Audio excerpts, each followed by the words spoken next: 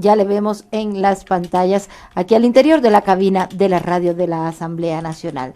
La intervención del asambleísta Ronnie Aliaga. Compañeros legisladores, muy buenas tardes a los medios de comunicación y a las plataformas digitales que están retransmitiendo este pleno muy importante, pero sobre todo el saludo para la ciudadanía que está alerta y está vigilante de la decisión que tomemos el día de hoy. Quisiera iniciar refiriéndome a un legislador de Creo que se expresó con mucho odio hacia los que formamos parte de la Revolución Ciudadana y reclamaba sobre el accionar de Moreno. Recordarle que el pueblo ecuatoriano eligió a Moreno, pero ustedes lo compraron y hoy ustedes son los que cogobiernan con él. Entonces no vengan a rasgarse las vestiduras que ya nadie les cree nada. Yo vivo en un país donde me han ayudado cuando lo he necesitado. Vivo en un país donde mis hermanos y mis hermanas se apoyan y luchan todos los días por un futuro mejor para los suyos.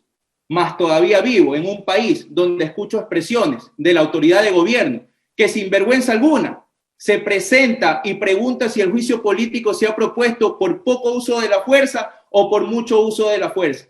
Insiste entre líneas en responsabilizar a la Policía Nacional cuando es ella la responsable política y además que justifica la creciente inseguridad con lo ocurrido en octubre del año 2019. Inoperancia únicamente, inoperancia. Esta autoridad que sin miedo y con un mal llamado carácter técnico nos grita que se ratifica en haber usado bombas lacrimógenas caducadas con tal de reprimir a la población. Población que para ella no son hermanos y hermanas ecuatorianas en las calles, sino son una ola de golpe de Estado que ella menciona insistentemente, golpe de Estado del cual no presenta pruebas, que ha inestabilizado su puesto, pero un puesto que le da la confianza para subir y bajar de los helicópteros sin reparos ni vergüenzas. Y me olvidaba, mencionó que quería hablar sobre las inversiones del ISPOL, pues le recuerdo, ministra, que usted tiene un delegado en el directorio de dicha institución y que debió estar en conocimiento sobre la renovación de las operaciones mencionadas anteriormente, que se realice una fiscalización objetiva. Por supuesto, todos estamos de acuerdo que los responsables reciban todo el peso de la ley. Compañeros legisladores, en este proceso legislativo, el Parlamento deberá sancionar la conducta política de la ministra Romo por incumplir sus funciones. La Asamblea Nacional tiene el deber de mostrar al país que nadie está por encima de la Constitución y de la ley, que los hechos execrables de octubre del 2019 no deben ni pueden quedar impunes. Desde que asumió su cargo, la persigue en la sombra de hechos a los cuales ella le ha sacado el cuerpo todo este tiempo. Por lo que me veo en la imperiosa necesidad de traerlos a la memoria y sobre todo a la memoria ciudadana, porque no nos olvidamos de los asesinatos cometidos contra los 3 periodistas de Diario El Comercio en el sector Mataje de la frontera norte.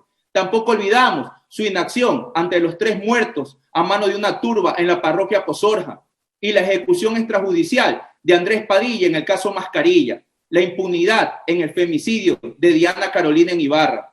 ¿Qué resultados presentó la ministra en este y en los otros casos? Ninguno.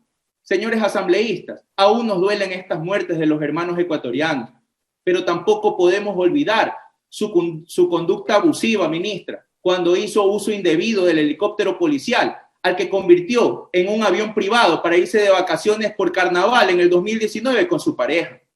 Asesinatos, masacres y terror instaurado en las cárceles del país por bandas extorsivas que operan desde la prisión. En estos hechos, usted prefirió responsabilizar al SNAI y no asumir su responsabilidad que tiene como autoridad rectora de la seguridad de las cárceles como ministra. Los muertos, asaltados, violentados, los casos de femicidio, la extorsión y el crimen organizado que campea día a día en todas las calles de nuestro Ecuador. Y usted, señora ministra, no dice absolutamente nada. Y cómo olvidar, por supuesto, el reparto de los hospitales. La señora ministra Romo ha sido señalada por los delincuentes confesos como la responsable de repartir los hospitales, a cambio de votos en la Asamblea Nacional, con la finalidad de aprobar leyes y cumplir sus acuerdos con el Fondo Monetario Internacional. Y según dicen por ahí, cada voto costaba entre 80 y 100 mil dólares. Aquí la Fiscalía sigue alargando la lista de deudas que tiene con el pueblo ecuatoriano, porque ni siquiera a declarar la ha llamado, a pesar de que es acusada con nombres y apellidos. Ciudadanos manavitas y de Pedernales, jamás olvidar que no tienen el hospital que merecen por culpa de Romo, de Azuero y de Mendoza. Jamás olvidar estos nefastos personajes. Rechazamos todos estos hechos y no quedarán resarcidos mientras no se haga justicia desde la Asamblea Nacional. Colegas asambleístas, siguiendo con mi análisis, quiero dejar sentado lo siguiente. El numeral 8 del artículo 3 de la Constitución expresa que es deber primordial del Estado ecuatoriano garantizar la seguridad de sus habitantes.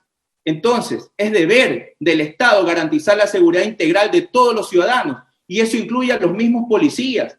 Por lo tanto, quien está llamado a ejercer esta acción de protección a través de la aplicación de políticas públicas en materia de seguridad interna es la ministra de Gobierno.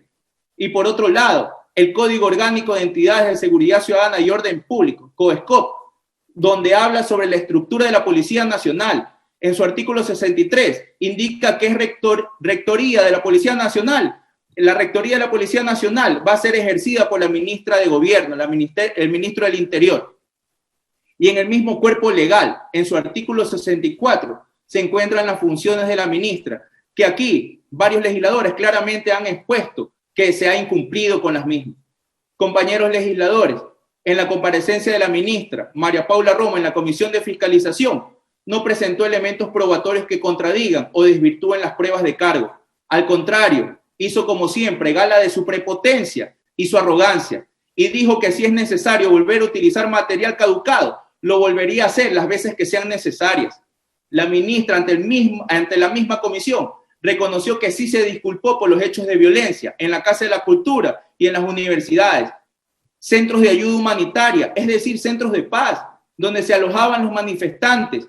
Las mismas son instalaciones inviolables y según el artículo 355 de la Constitución no pueden ser allanados, sino en los casos y términos en que pueda hacerlo el domicilio de una persona. Y en este caso, nuevamente, la acción de violencia perpetrada es de responsabilidad de la ministra de Gobierno. Sobre las bombas lacrimógenas, ella hizo un análisis a su conveniencia sobre la duración y los efectos de utilizar las mismas y minimizó los hechos que se derivaron de lanzar bombas caducadas. Esa actitud hostil con las víctimas es inaceptable y condenable, porque mientras a los policías no les provee de armas no letales eficaces, por otro lado, autoriza que ellos utilicen estas municiones caducadas para luego expresar que son ellos los responsables por haberlos disparado. Cobarde forma de justificarse para salvar su responsabilidad. La ministra cree que está más allá del bien y del mal. Cree que puede seguir burlándose de la Constitución y de la ley. Se le recuerda una vez más, ministra, que en derecho público solo se hace lo que está escrito y lo que no está escrito se considera prohibido. Por lo tanto, en ninguna parte de la ley facultaba a la policía utilizar materiales caducados y poner en peligro la salud de la ciudadanía y la de ellos mismos. Decir de forma burlesca que las bombas caducadas hacen llorar menos y que pierden el efecto de la disuasión es ridículo. Mi frontal rechazo a estas expresiones, que seguramente encuentran base en las bombas lanzadas a quemarropa contra la humanidad de los manifestantes, que en algunos casos dejaron sin un ojo a una veintena de ciudadanos, provocando una discapacidad permanente.